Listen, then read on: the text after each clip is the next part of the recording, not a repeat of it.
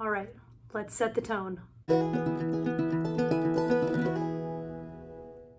Hey, welcome back to my channel. My name is Carly Stevens. This is Carly Stevens Books for all things writing, publishing, and indie author life. Today, I wanted to give you 3 simple ways to establish tone. Before I give those to you, though, the reasonable question would be, why do we need to establish tone as writers? What's the importance there?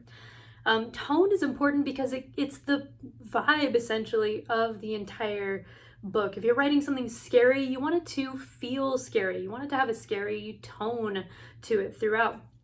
If you're writing something funny, you want it to have a funny tone. It's like a tone of voice, but you want that coming through rather than in an auditory way, in a way that people can read and understand immediately. Oh, this is the feeling that I should be getting from this work. So starting from your first chapter, it's important to establish tone as well as character and some of those other things that we're used to thinking about a bit more. So like I said, 3 simple ways to establish tone. No matter what your level of writing skill or experience is right now, everybody can do these 3 things or a combination of them.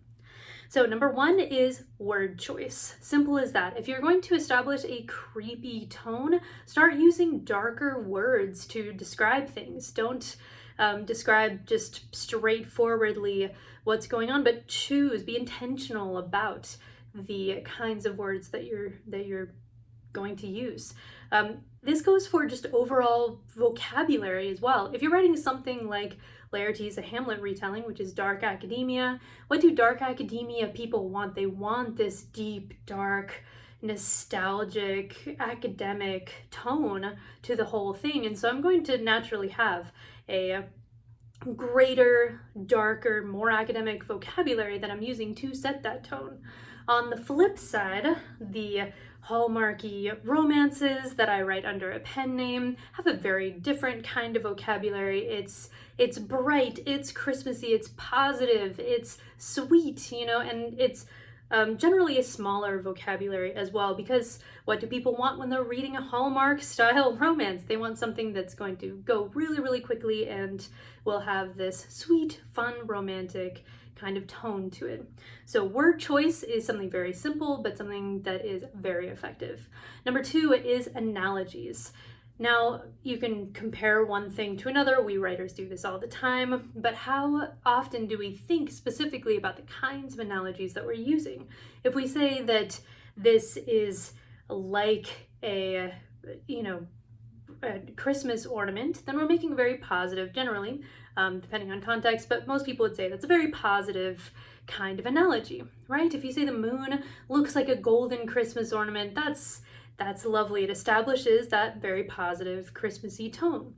If you say that the moon hangs in the sky like a yellow skull, like Oscar Wilde does in The Picture of Dorian Gray, then you have a very different tone. Suddenly it is creepy, it's dark, it's gothic, and we can still, in both instances, picture the moon. The image that we have in our mind will be a little bit different if we use one analogy over the other, but it still helps the reader to picture what it is that you're presenting. So consider, what can you compare elements of the story or the setting to that will reinforce that tone, whatever the tone is that you're going for. Dark, light, exciting, nerve-wracking, whatever it is.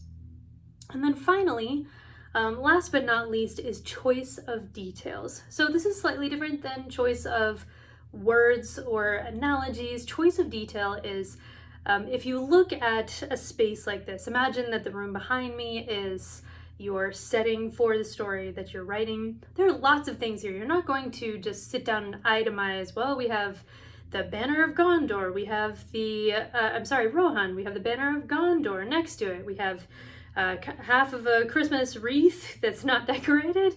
Up there we have bookcase number 1. Here are all the books that are in it. Here are all the items that are next to those things. Here's bookcase 2. That would get so boring. Nobody cares.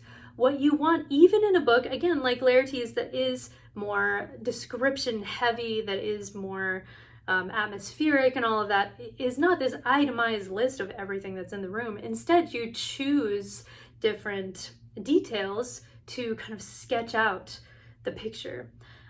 So regardless of how in-depth you get into your setting, you're going to be doing some of this. You're going to give certain details to give a sense of the greater whole. So you can pick details in this room that will make it seem Christmassy and festive. We have this Christmas bag here that's actually really pretty if you get close to it.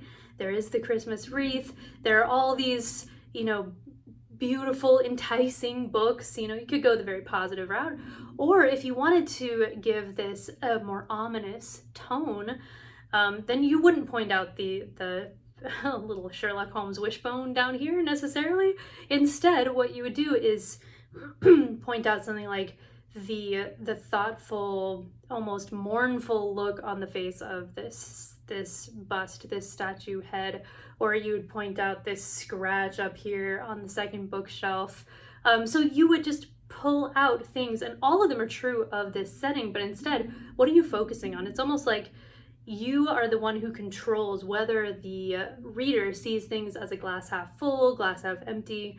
And this doesn't only pertain to positive versus negative tone. There are different shades within that. You can have a mysterious tone. You can have, like I said, a romantic tone.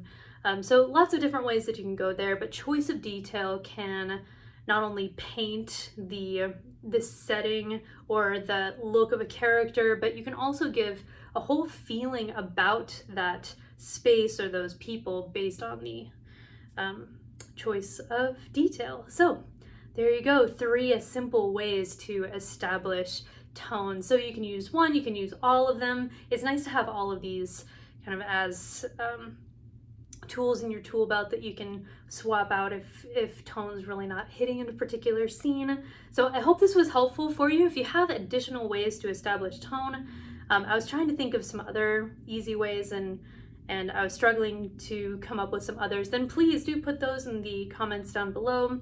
Until next week, see you later.